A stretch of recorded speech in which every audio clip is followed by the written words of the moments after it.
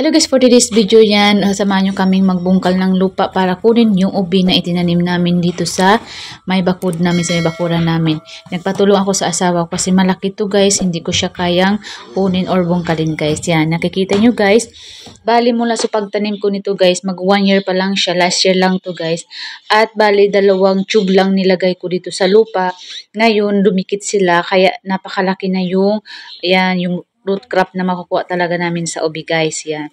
Mamaya makikita nyo guys, hinukay pa ng kanyang kamay. Kasi kapag nagamit kami ng bolo or yung mga matutulis, baka mabiyak siya. So kailangan hukayin muna yung lupa. Excuse me, dun sa taas, yung para hindi siya mabiyak. Kasi mas maganda kasi tingnan na ang buo talaga makuha siya. Kasi pag mabiyak, yan, madudumihan talaga yung laman niya.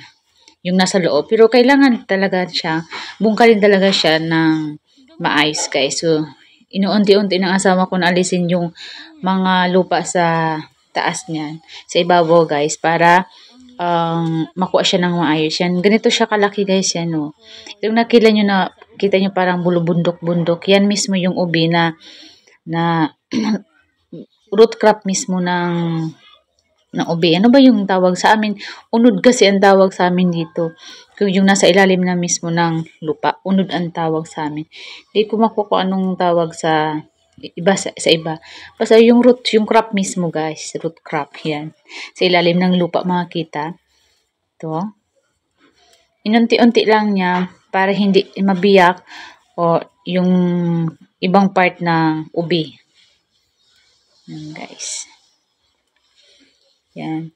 Kasi kailangan ang pagtanim nito guys, kailangan siya medyo malalim para talaga lumaki yung crop niya talaga. Lumaki talaga yung ubi na, kasi once na maliit lang, yung kanilagyan, maliit din siya. Yan guys, nabiyak na ng konti, natamaan ng bolo. Kaya yan, nakita nyo guys na violet talaga yung color ng ubi namin. Dati hindi siya pure violet, may white siya.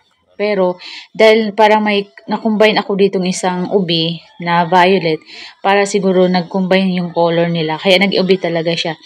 Dati may white yung laman niya. Ngayon nakita ko buo talaga siyang violet. Kaya napakaganda. Kaya sa mga susunod magtatanim ulit kami nito. At sana dumami na siya para marami nang bumili nito guys. Yan, marami ang bumibili nito lalo na kapag December kasi ginagawa ng ubi halaya, yung ang nilalagay sa ice cream, yung mga topping sa halo-halo. Pwede gumawa ng cupcake ubi. Depende guys, maraming pwedeng gawin sa ubi guys kapag marunong ka lang mag-bake or magluto. Yan. Ito na guys, yung naghirapan siya sa pagkuha. Kasi napakalaki at mabigat talaga to guys. Inunti-unti niya lang kasi hindi niya kayang kunin isahan. Kasi yun kanina nga nabiyak yung konti. So gusto namin buo talaga makuha siya.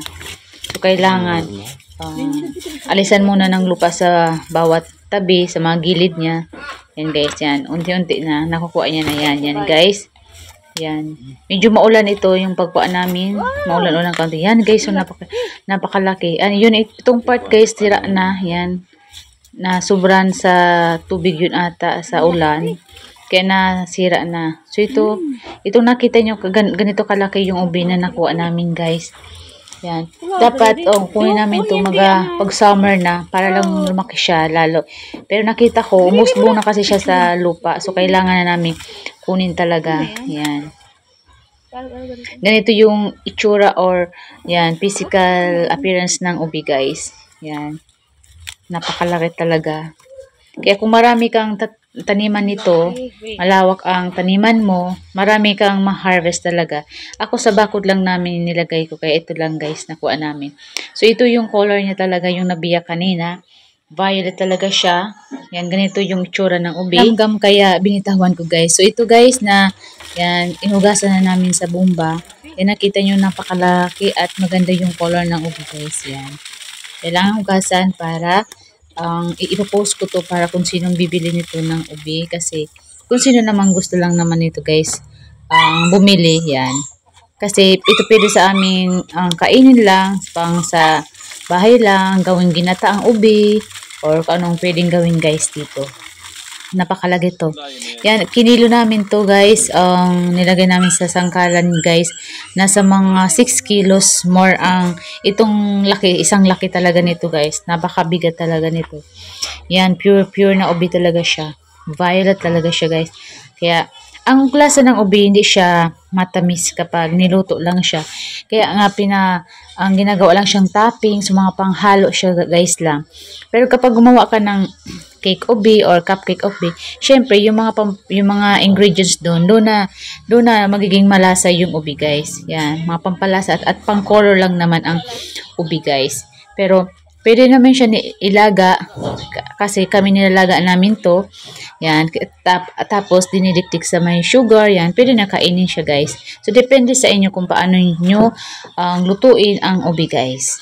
So hanggang dito na muna guys, kaya sa susunod guys, ipakita ko sa inyo kung paano magtanim ulit ng ubi at kung saan dapat siya itanim at ano yung ginawa ko para magkaroon siya ng magandang kulay guys. So ito yung ubi na yung crop mismo ng ubi guys. So ito yung kinain namin, na nilaga namin at dinikdik lang sa sugar para may lasa. Sa ibang lugar guys, ang ginugulay daw nila nito, pero di ko alam yun kasi ang alam ko nilalaga lang namin at kinakain at ginagawang ginataan or ginatan at sa mga halo-halo, ginagawang topping sa ice cream, ginagawa din siya guys, at sa mga cakes or cupcakes guys. So, ito yung ubi yung bunga ito guys ng ubi, may white siya, at sa gilid niya yung violet guys. So, dinidikdik lang namin siya sugar para makain siya kasi para magkalasa. So, that's for today guys. I hope may natutunan kayo sa video ito. Sa susunod guys, pakita ko sa inyo kung paano magtanim ng ubi mula sa tube or sa bunga nito at saka yung root crop guys at saan pwede siyang itanim